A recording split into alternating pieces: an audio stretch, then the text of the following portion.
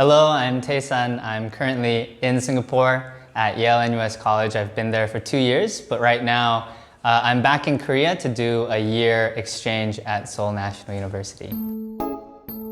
Yale NUS is a pretty interesting school because it's Yale on one side and the National University of Singapore on the other. And so it's kind of like East meets West. I major in PPE, which is Politics, Philosophy, and Economics, and I minor in Anthropology.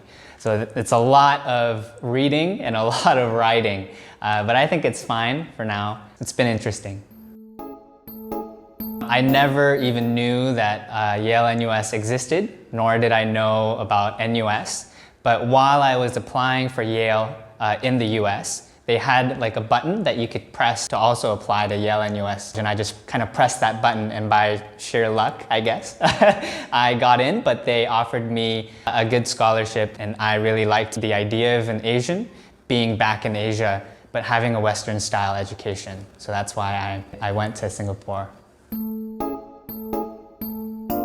I think Yale NUS accepted me because of all of the activities that I did back in high school. So I did like everything that you could ever imagine. Like I was captain of the sports teams that I was doing. I was in student council. I was doing a lot of volunteering stuff, etc., etc. And I think that's what really put me ahead.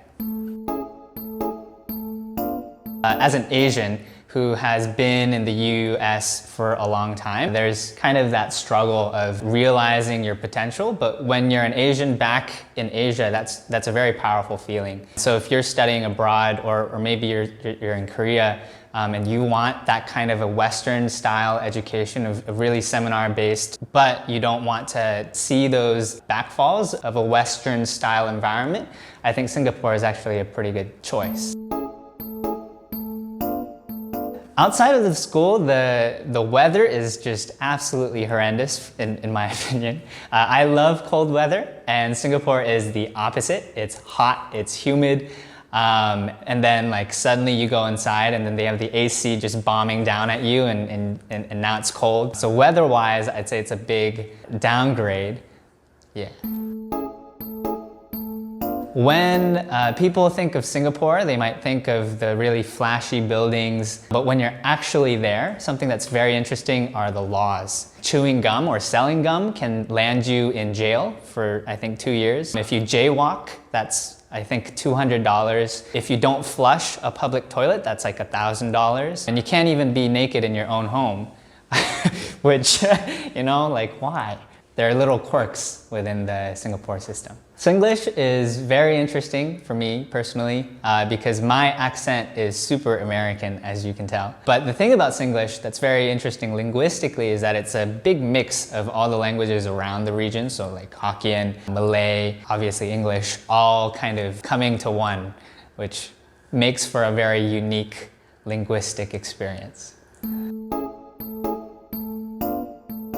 So our school, I think a very big plus of Yale NUS is that everyone gets 4 years of residential housing within the campus. And so obviously I have been on campus for the 2 years that I've been there. It's very nice because everyone gets a single room, but we're in a suite of 6 people.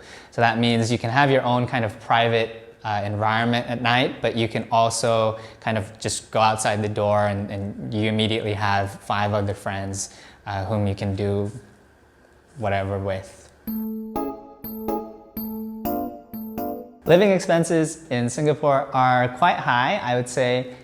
Singapore is just a generally very expensive country, especially for alcohol. As someone who, I guess, enjoys alcohol, it can be a lot. Like a bottle of wine at a restaurant, like minimum $100. Soju, even at a convenience store, wouldn't go down below 10. But if you don't go off campus and if you don't drink, then, you know, like you could end up spending $0 a month.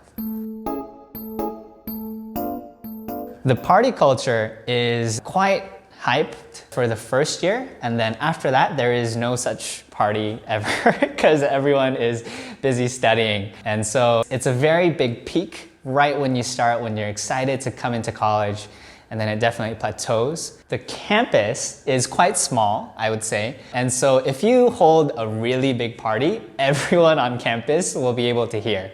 And so usually what I guess I kind of do is I bring people into my room. We blast our AC, of course. Everyone kind of brings whatever they want and we just have a good night of talking and a good night of games. Singapore is very interesting in terms of national holidays because it has so many influences from surrounding countries. So we have Malay holidays that are often in India. We obviously have very Western holidays as well. And of course, Chinese holidays. That's a lot of holidays, but you know, something that's very interesting is that those holidays don't translate to like off days from school because they're always like during breaks for some random reason. And so you can't really benefit from the holidays, but it's a good cultural experience, I would say. Yale NUS is a very competitive school, academically very rigorous. There's a means where like everyone is just competing between each other and that can kind of force a bad culture. The thing about Singapore is it's in a very good location because there's a lot of like countries around it. Those countries are actually very cheap to go to. So I could travel out of Singapore and use less money than I would have staying in Singapore, like even with the flights and even with accommodation. So I would go on trips like all the time with my friends to Malaysia, which you can go on a 5-minute train ride, or Indonesia, which is like 30 minutes away, an hour away. I don't really know, probably very, very close. Right, so our school and all kind of institutes of higher learning in Singapore have a very interesting scheme. It's called the Tuition Grant Scheme, where the Singaporean government gives us money as a work bond to work in Singapore for 3 years. So I would say almost 90% of international students stay in Singapore for 3 years to find a career there. For Yale NUS especially, a lot of people go into consulting and finance, but I've seen people who have created their own urban farm. So it's all over the place. If you want to apply to Yale NUS, then you should definitely do a bunch of activities back at your high school. It doesn't matter if you know what your future goals are or know like what major you want to get into, but really just going out there and showing others like what you like doing and seeing what fits you well is going to translate very well to your application. Please like, subscribe, and comment to this video. Your Kale? Please like, comment, and subscribe. Okay, perfect. Bye.